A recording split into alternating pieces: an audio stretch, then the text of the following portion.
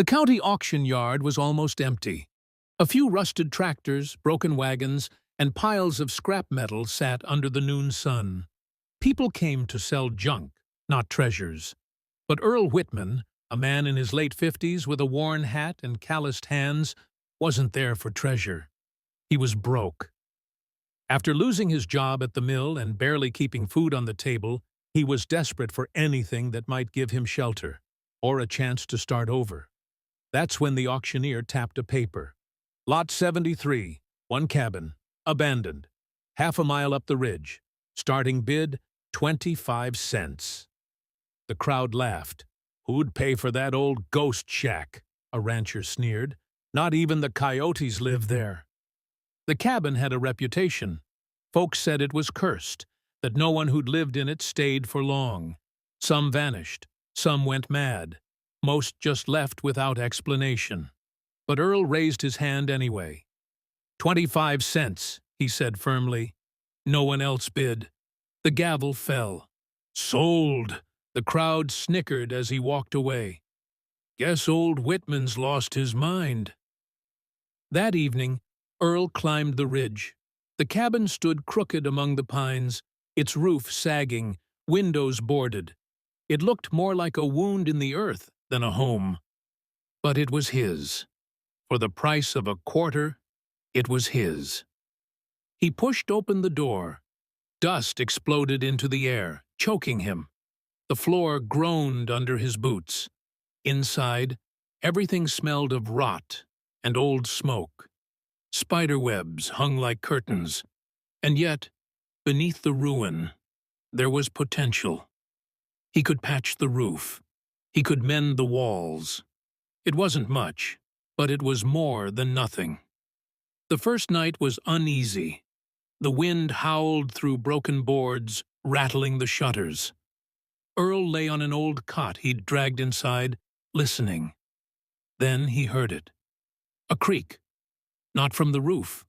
Not from the wind. From inside the wall. He froze. Another creak. Like something shifting, deep within the cabin itself. Morning light brought courage. Earl fetched his crowbar, pried loose the warped planks on the back wall. Behind them was something he hadn't expected. A door. Low, narrow, sealed tight with iron hinges rusted black. It wasn't on any floor plan. It wasn't part of the cabin's design. Someone had built the cabin around it. The wood of the door was darker, older than the rest of the cabin.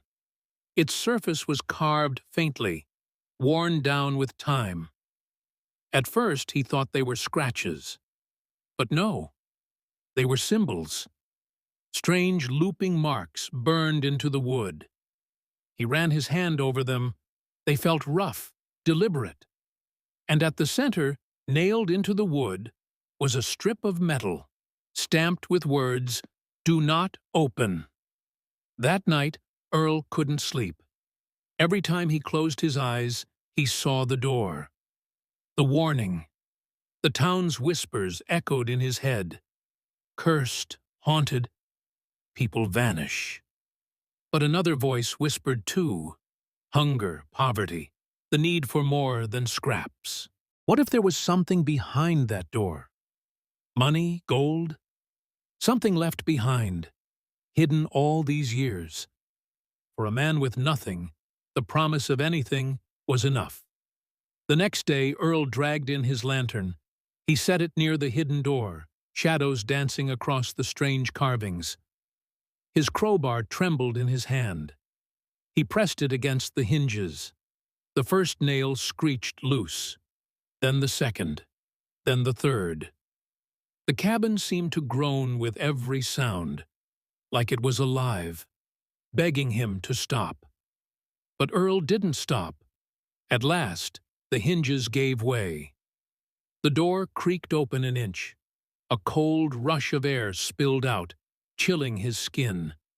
It smelled not of rot, but of earth, old, damp, as though sealed for generations. He lifted the lantern higher, heart pounding. The light barely pierced the blackness beyond, but he could see the edge of stone steps, descending.